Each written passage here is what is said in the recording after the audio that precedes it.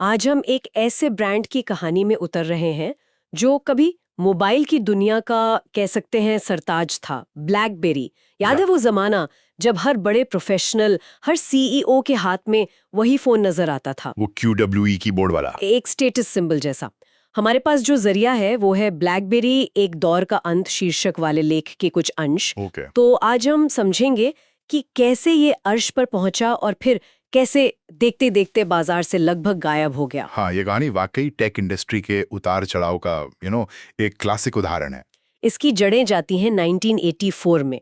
Canada में research in motion यानी rim नाम की कंपनी शुरू हुई। अच्छा, रिम। हाँ, शुरुआत में ये डेटा टेक्नोलॉजी पर काम करते थे, हाँ। पर असली पहचान मिली जब उन्होंने दुनिया को पहला वायरलेस ईमेल डिवाइस दिया। मतलब चलते फिरते ईमेल भेजने और पाने की सहूलियत। इसने कॉरपोरेट दुनिया में तो जैसे तहलका मचा दिया था। और इसी इनोवेशन ने उस दौर की नींव रखी है ना। हाँ, साल 2007 के आसपास तो ब्लैकबेरी अपनी बुलंदी पर था। बिल्कुल। ये सिर्फ फोन नहीं था, ये पावर और प्रेस्टीज का प्रतीक बन गया था। कहते हैं अमेरिकी राष्ट्रपति बराक ओबामा भी इसके बिना नहीं रह पाते थे। हाँ, सुना है। और सिर्फ वही क्यों, बड़े बड़े corporate leaders, Bollywood Hollywood stars, सबके हाथों में यही दिखता था।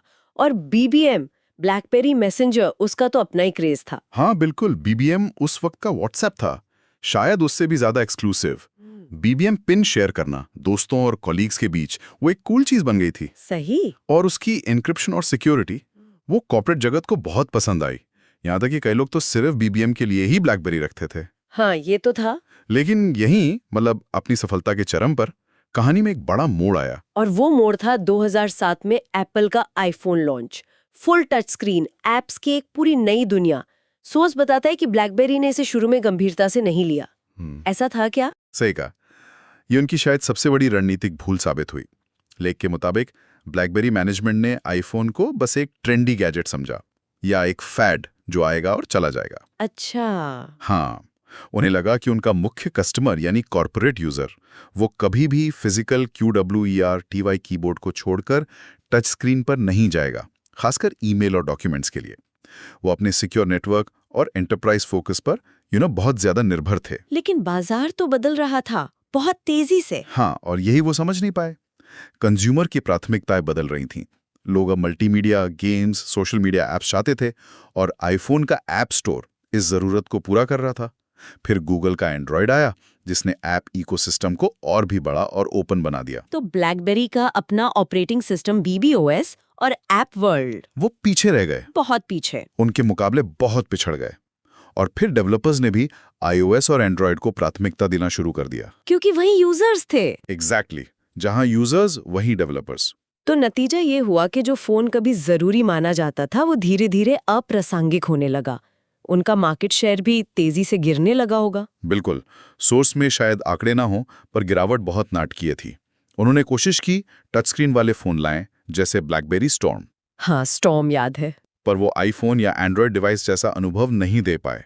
वो अपने पुराने OS पर ही कह सकते हैं अटके रहे, जबकि दुनिया आगे बढ़ चुकी थी। आखिरकार 2016 में उन्होंने माना कि वो हार्डवेयर बाजार में टिक नहीं सकते और फोन बनाना बंद कर दिया। एक तरह से एक युग का अंत हो गया।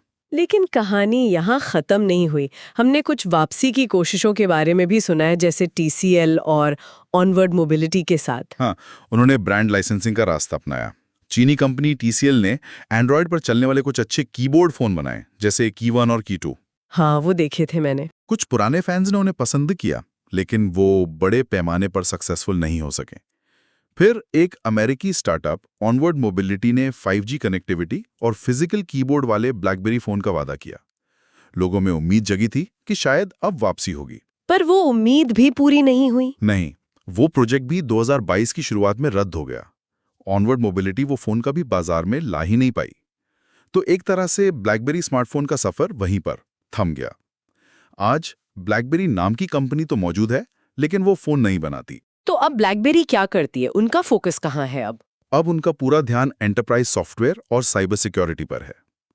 वो कंपनियों के लिए secure communication solutions, automotive industry के लिए सॉफ्टवेयर, उनका QNX प्लेटफॉर्म काफी सफल है, और internet of things, IoT, security जैसी चीजें बनाते हैं। अच्छा, तो वो अब सॉफ्टवेयर कंपनी है। हाँ बिल्कुल, और ये एक दिलचस्प सवाल खड़ा करता है, क्या एक ब्रांड अपनी उस पहचान के बिना जी सकता है जिसने उसे दुनिया भर में मशहूर किया था? ब्लैकबेरी अब हार्डवेयर कंपनी नहीं, सॉफ्टवेयर कंपनी है। तो इस पूरे सफर का सार क्या निकलता है?